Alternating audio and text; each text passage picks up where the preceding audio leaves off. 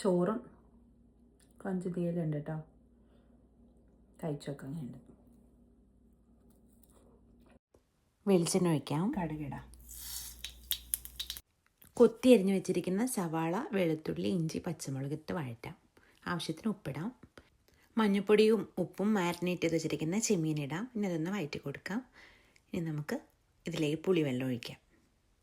അതിൽ കിടന്ന് നന്നായിട്ട് തിളച്ച് വരട്ടെ കേട്ടോ. നമുക്ക് അടച്ച് വയ്ക്കാം. ഇനി ഈ കറിയുടെ അരപ്പിന് വേണ്ടിയിട്ട് തേങ്ങ പൊടികളെല്ലാം ഇട്ട് നന്നായിട്ട് വറുത്ത് അരച്ചെടുക്കാം. കൊഞ്ച് നന്നായി വെന്ത് വെള്ളം പറ്റിക്കഴിയുമ്പം ഈ അരപ്പ് അതിട്ട് ഒഴിച്ചൊന്ന് തിളപ്പിച്ചെടുക്കാം. ഇനി ഇത് എങ്ങനെയുണ്ടെന്ന് നമുക്കൊന്ന് ടേസ്റ്റ് ചെയ്ത് നോക്കാം കേട്ടോ.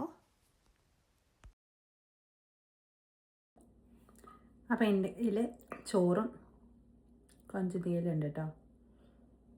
കഴിച്ചൊക്കെ ഉണ്ട്.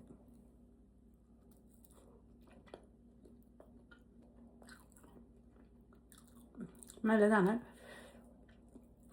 നല്ല എരിഞ്ഞ് കേട്ടോ. ഇതിന് ഒരു ചിക്കൻ കറി വയ്ക്കില്ല, വറുത്തരച്ചത് ചിക്കൻ വയ്ക്കില്ല, ആ ഒരു ടേസ്റ്റ് ഉണ്ട്. പിന്നെ മീൻ നമ്മളിട്ട പുളിയില്ല, ആ പുളിയൊക്കെ ഈ തേങ്ങ വറുത്തരച്ചിട്ട് പിടിച്ചിട്ടുണ്ട്. അപ്പം അങ്ങനെ നല്ല ടേസ്റ്റ് ഉണ്ടോ.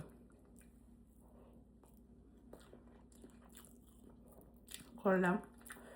ഞാനിത് ഉണ്ടാക്കി കഴിഞ്ഞപ്പോൾ ജസ്റ്റ് റെസിപ്പി എനിക്ക് അത്ര ഇതായി തോന്നിയില്ല. പക്ഷേ ചോറിൻ്റെ ഒപ്പം കഴിച്ചപ്പോൾ അടിപൊളിയാണ്. എല്ലാവരും കഴിക്കണം കേട്ടോ. അപ്പം അടുത്ത വീഡിയോ ആയിട്ട് ഞാൻ വരാം. Bye bye.